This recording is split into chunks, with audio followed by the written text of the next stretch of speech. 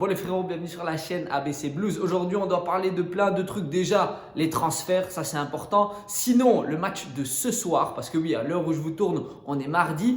Mais mardi soir, donc ce soir, on joue contre Bournemouth en championnat. Et sinon, il y a aussi eu le match de FA Cup où on a gagné 5-0. Et comme d'habitude, n'hésitez pas à liker, à vous abonner. On est 1500 sur la chaîne, donc ça fait vraiment plaisir. Alors, on va commencer par le commencement, c'est-à-dire le match de FA Cup. On a gagné 5-0. En vrai de vrai, j'ai pas grand chose à dire, c'est-à-dire que ok, on a gagné 5-0, mais heureusement les gars, on a joué contre des boulangers. Je sais pas si vous vous rappelez, mais le numéro 9 adverse, c'était de l'attaquant de pointe, mais il avait le numéro 19 dans le dos. Les gars, le gars, il était même pas fait pour le foot.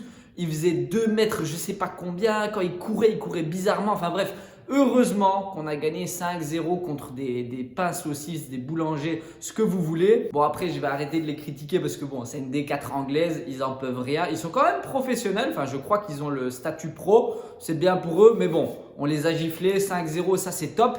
Maintenant, parlons de la suite, c'est-à-dire le match de ce soir contre Bournemouth. Alors pour ceux qui se rappellent, Bournemouth, on les avait joués le 14 septembre. On avait gagné 1-0 avec un but de Nkunku en toute fin de match. Je crois que c'était un truc où il contrôle dans la surface, il se retourne, il passe en genre 2 joueurs et puis il marque. Bref, Nkunku nous avait sauvés. Mais justement, je vais parler de lui un petit peu après. Mais donc oui, Bournemouth, ok, on les avait battus une fois. Maintenant, on doit les rebattre une deuxième. Mais ils sont pas si mauvais que ça, notamment avec Evan Nilsson, leur attaquant de pointe, avec Kluivert. Bref, ils ont des bons joueurs. Et en plus de ça, les gars, ils sont seulement à 3 points de nous. C'est-à-dire que nous, on a 36 points, on est 4e. Mais eux, les gars, ils ont 33 points. Donc s'ils nous battent aujourd'hui, les gars, ça veut dire que ils reviennent à égalité de points avec nous. Donc la défaite aujourd'hui, elle n'est même pas envisageable. Ok, on a pris 2 points sur 12 dans les 4 derniers matchs de championnat. Ok, mais là, la défaite aujourd'hui, Bournemouth, on doit les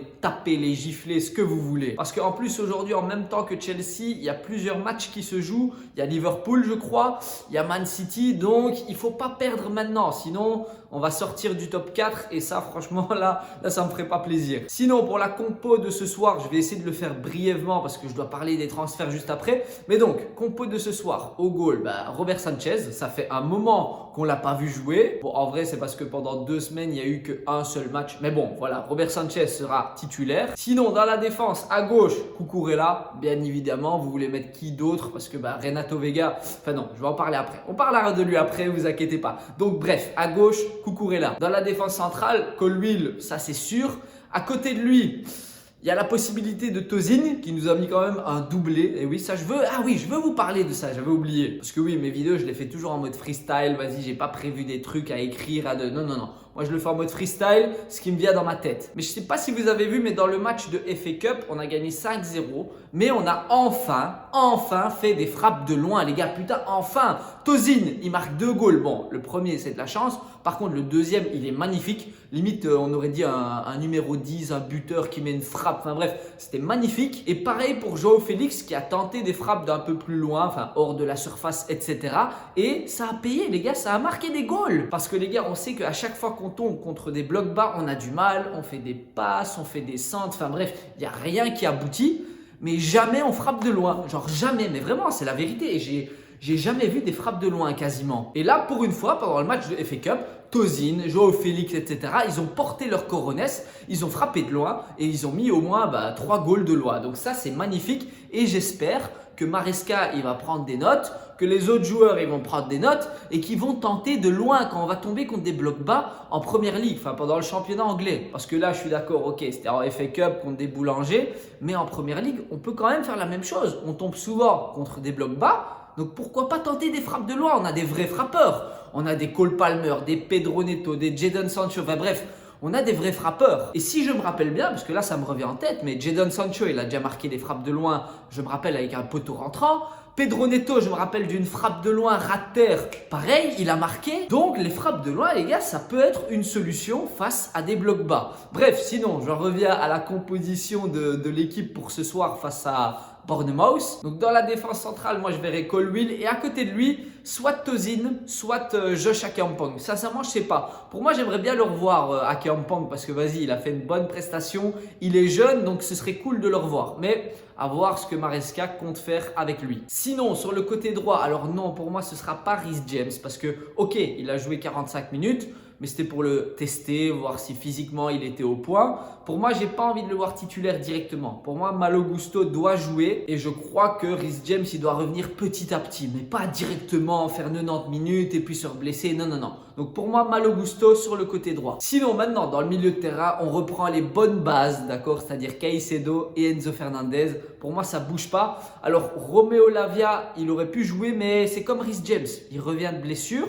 Donc c'est petit à petit, c'est pas d'un coup 90 minutes. Alors maintenant, on va en venir au quatuor offensif et pour moi, il va y avoir peut-être une surprise, peut-être, j'ai bien dit, Joao Félix. Je ne sais pas pourquoi, mais je sens que peut-être Joao Félix pourrait être aligné, pas en numéro 10, parce que ça, ce sera Palmer, mais peut-être sur le côté gauche. Enfin, je sais pas trop. Moi, j'aimerais bien avoir un petit Joao Félix parce qu'il mérite. Il n'a pas beaucoup de temps de jeu en première ligue, mais vas-y, j'ai envie de le voir. Sinon, sur le côté droit, pour moi, ce sera Pedro Neto et pas Madueke parce que Madueke, apparemment, il était malade. Il est revenu dans le groupe petit à petit.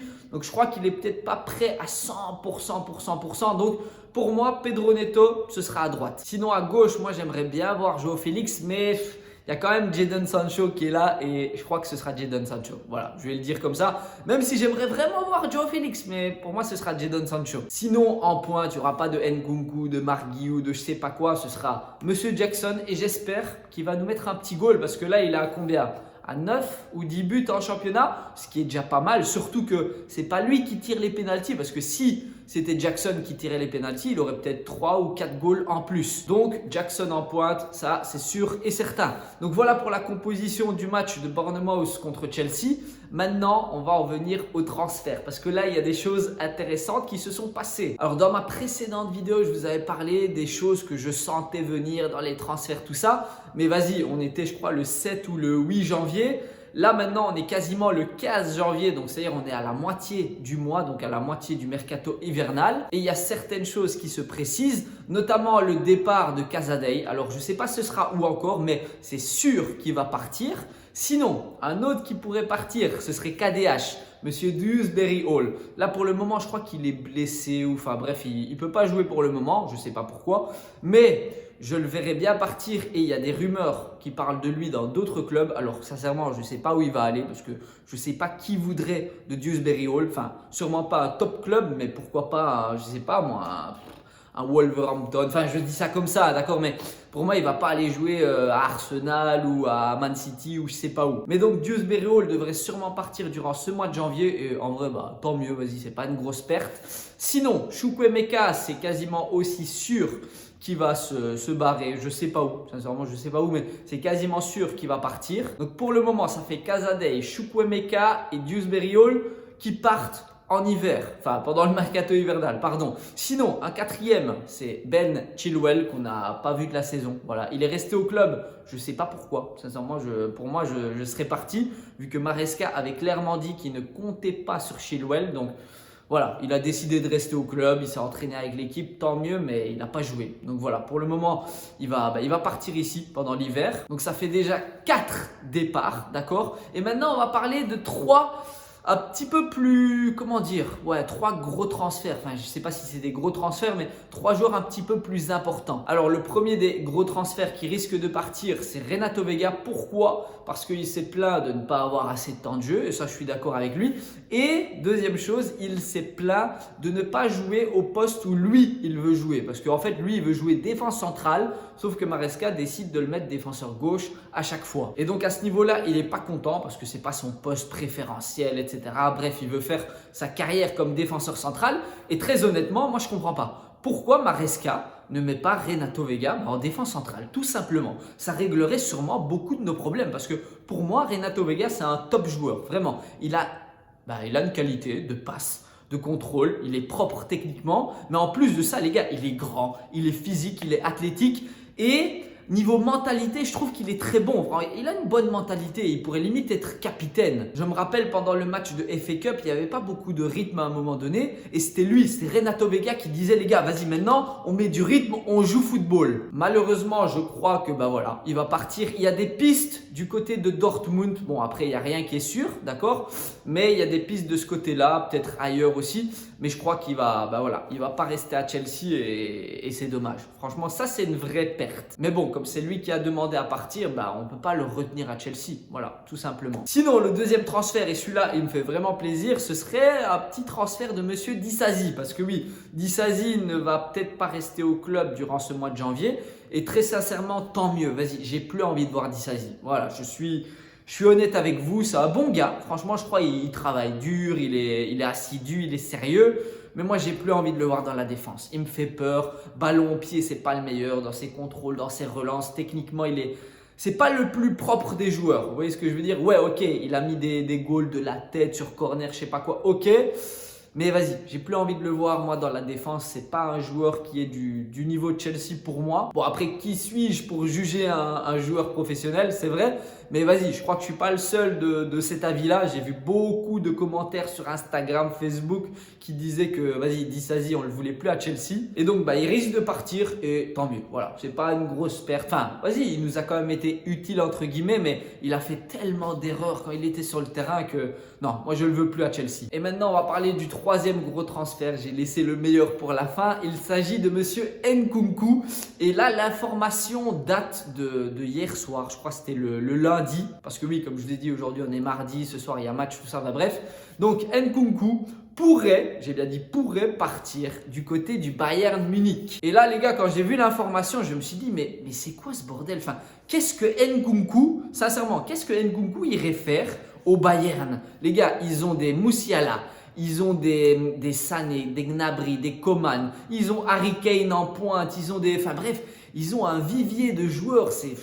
Allez, qu'est-ce que Nkunku va aller faire au Bayern? Après, je ne vais pas vous mentir que moi, si Nkunku part, je serai content. Enfin, pas content dans le sens où, vas-y, c'est un bon joueur. Moi, je l'aime quand même bien et tout.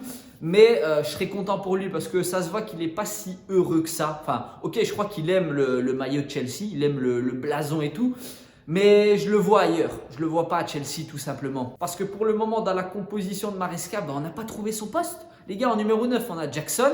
Et quand on met Nkunku en championnat, vas-y, c'est pas top. Et qu'est-ce que veut Nkunku? Il veut plus de temps de jeu, il veut jouer en championnat. Sauf que quand on le met, il fait pas le travail. Vous voyez ce que je veux dire? Et ok, on pourrait le mettre en numéro 10. Mais les gars, on a Cole Palmer. Qu'est-ce que tu veux le bouger en championnat? Sinon, on a Joao Félix qui est déjà là. Sur les côtés, on pourrait le mettre aussi, mais... Vas-y, on a trop de joueurs, on a des Madueke, des Pedro Neto, des Sancho, on a qui d'autre? Il y a Mudryk, enfin Mudryk, je ne sais pas s'il reviendra un jour, mais on a Mudryk. Bref, Nkunku ne trouve pas sa place dans l'effectif de Chelsea en Première Ligue, hein, dans le championnat anglais. Donc pour moi, il va quitter Chelsea, voilà, durant l'hiver. Je ne sais pas encore où, enfin comme je vous ai dit, il y a des pistes vers le Bayern. Avec notamment, c'est vrai, je ne vous ai pas tout dit, mais quand j'ai lu le truc sur le Bayern, il paraît qu'on voudrait faire un swipe, enfin comment on appelle ça? Un transfert où on donne un joueur, genre Nkunku, on l'envoie au Bayern. Et alors, à la place, on prendrait Mathys Tel. Et là, sur le coup, honnêtement, je sais même pas si je suis pour. Parce que qu'est-ce que Mathys Tel pourrait nous apporter? Sincèrement, on a tellement de joueurs un petit peu partout que je me dis, ok, Mathys Tel, il est excellent, d'accord, il est très bon. Mais encore une fois, est-ce qu'on a besoin d'un joueur comme ça dans l'effectif? Est-ce qu'il aurait du temps de jeu? Enfin bref, je me pose plein de questions. Mais en tout cas, le départ de Nkunku est proche. Mais j'attends de voir dans les jours à venir ce qui se précise.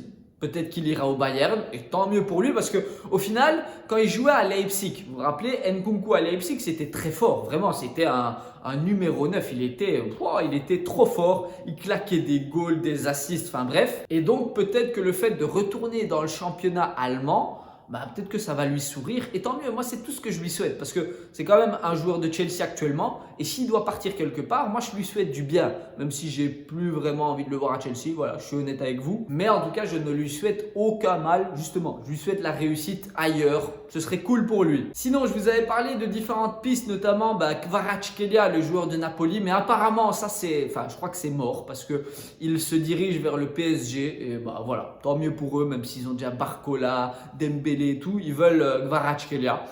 Tant mieux pour eux qui se débrouillent avec lui. C'est dommage, moi je l'aurais bien vu à Chelsea, mais bon, c'est comme ça. Sinon, si on regarde le fait que Renato Vega veut partir, Axel Disasi aussi, ça veut dire que ça ferait 2 défenseurs en moins pour Chelsea. Donc ça veut dire quoi? Ça veut dire que obligatoirement on va recruter un défenseur central cet hiver. Ça pour moi c'est sûr à aller à 95%, vous voyez ce que je veux dire, même limite à 100%. Je ne sais pas encore ce sera qui. Comme je vous ai dit, il y a Marc Guéhi qui est sur les tablettes. Peut-être qu'il y en a d'autres qui vont se révéler, je ne sais pas. On verra ça dans quelques jours ou peut-être dans une semaine ou deux. Enfin bref, à voir. Mais un défenseur central va arriver, ça c'est sûr et certain. Mais bref, c'est à peu près toutes les infos que je voulais vous donner concernant le mercato de Chelsea. Voilà, il y a des choses qui se font, des choses qui avancent, il y a des pistes, enfin bref, il y a des rumeurs. À voir ce qui va être fait ou ne pas être fait justement. Mais en tout cas concernant Nkunku, parce que c'est un peu le transfert principal, je crois que c'est la fin de l'aventure pour lui à Chelsea. Et en vrai de vrai, je suis ni triste ni content. C'est-à-dire que pour moi, voilà, la vie continue les gars. Voilà, je suis dans mon appart, je suis pas mort, donc tranquille, même si Nkunku il part, c'est pas trop grave. Sinon, je vous souhaite un excellent match pour ce soir. Je veux une victoire les gars, je veux une putain de victoire, je veux les 3 points, je veux un 3-0, ce serait magnifique. Enfin bref, on verra ça ce soir et on se dit à la prochaine dans une nouvelle vidéo.